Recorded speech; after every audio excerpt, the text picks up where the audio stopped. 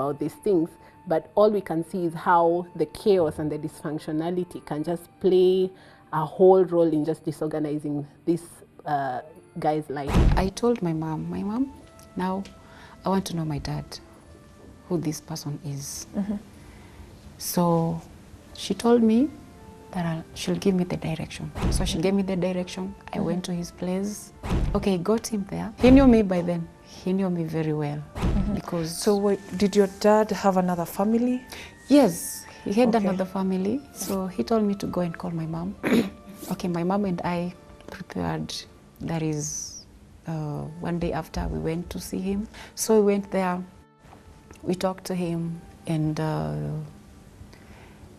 he asked me what I wanted to do. He wanted to open business for me, to start a business for me, and I told him no, me I want to continue with my schooling. So when I told him that, he said, yeah, go and look for a different school. Look out, let them give you the fee structure, bring it to me. When I went back to him, and he said that I wanted to help you like an orphan. I didn't want to help you because you're my son. It was a really moving story of a young boy who's learned his father, and the father has rejected him, and his stepfather rejects him too, and his siblings reject him. Then you're Yes. rejected by your own father. Yeah. So how did you deal with that? How have you dealt with that up to now? How have you dealt with the fact that your siblings rejected you, your parents, both fathers rejected you? How have you come to where you are? Rejection is a spirit. I chose to let go. How did you let it go? Because that would be very nice for other people to learn Yeah. how you did it. When I was rejected, most of my time I've spent in tears. And so I told God, there was a time I told God, now God, these tears, let it be enough.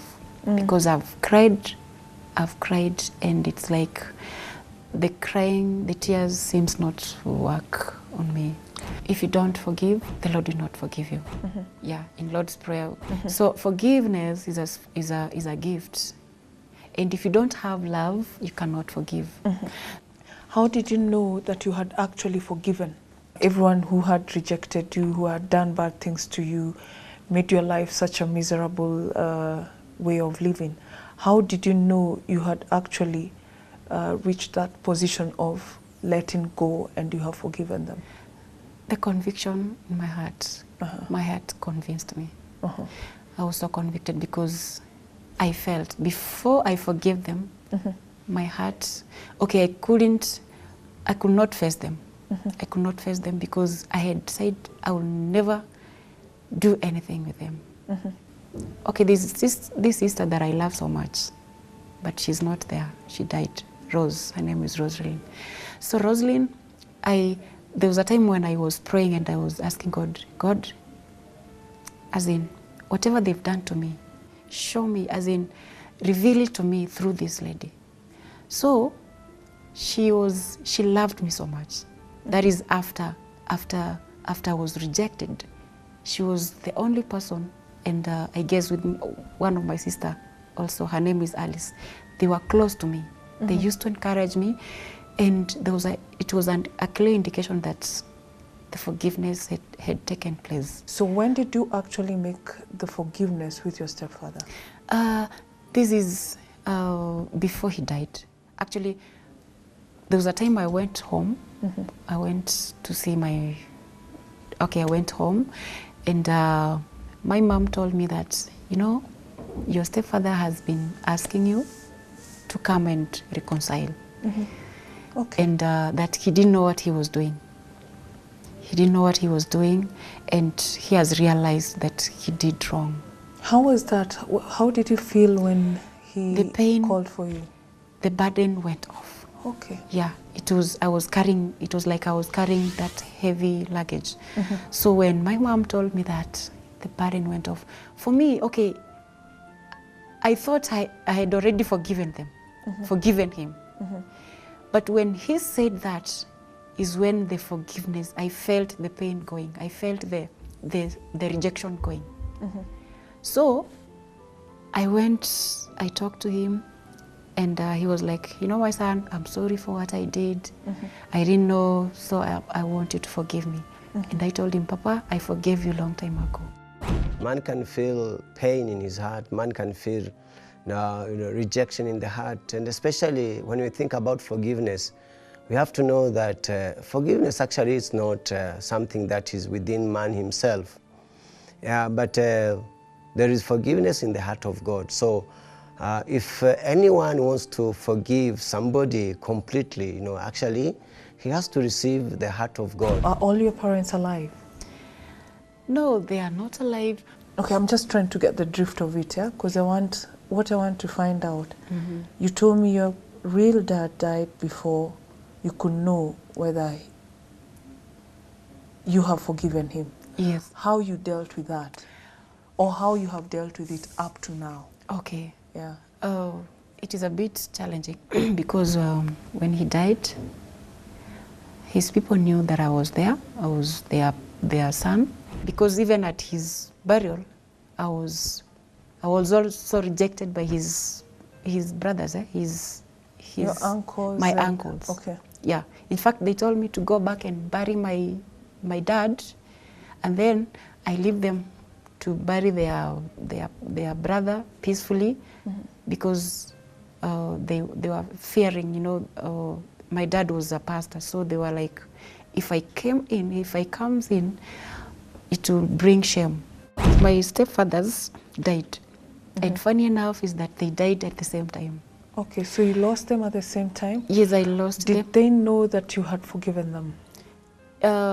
My stepdad did, but my biological dad, I don't know if he knew that I'd forgiven him. But when they died, I remember my stepfather was sick before he departed. Now he mentions also that his parent died. He had mentioned to his biological father that he had forgiven the father, but he had not done so to the stepfather. However, the thing that I would say for these people who have hurt us and then have died is that so long as we can have completion within ourselves, then we cannot undo the past. Somebody who's dead is dead, but you can actually begin to work on that emotional part of you that still needs closure, and so that we begin to have hope in our lives once again. Yeah. After 1 month, the person that was chasing me, my uncle, his younger brother, called me. He called me, and he was asking me to go and reconcile with them. Okay. So I went to his place with my mom, and we talked. We chatted for the whole day. We spent night there, and they asked me to forgive them, and that is it. So when I came back, how did you feel about that after that? Okay, I thought it was a joke or something, but I mean God revealed it to me. Yeah, because I did not carry them, as in I had no grudge with them. So I let go and let God. I forgive them. Letting go is a process. Yeah. Sometimes we overlook the process. What has happened with our past will never change. That is true. It remains a print in our life. And the best thing that we can do before we start letting go is accepting that this has happened. And this hurt me this way, or this has made my life move to the other way that I don't want. However, the other awareness that we need to have is that we have a choice for today. Yes.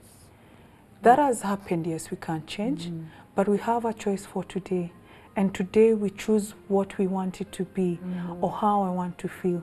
Especially with the cases of suicide ideation and the isolation, comes with a lot of negative thought process. Yes.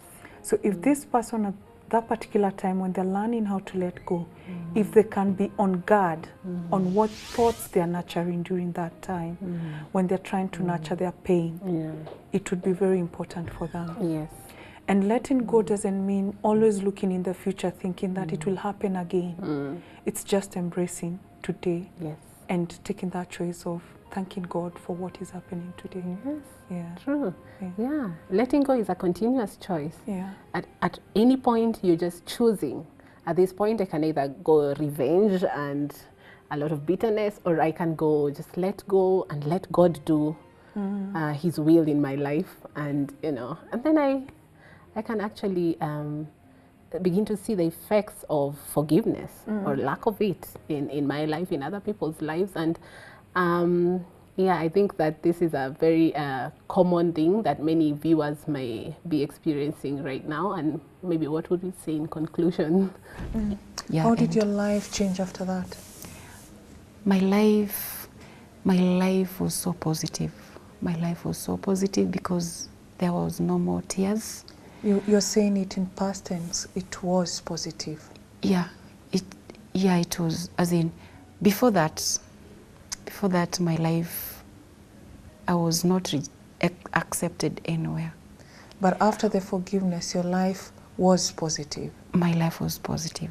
How is it currently? It is perfect, I tell you. It is. Okay. God has given me that grace. Because whenever I met someone who is going through rejection, I flash back and I took their pain, I take it as mine, And so that person, when that person leaves, God has helped me to transform their lives.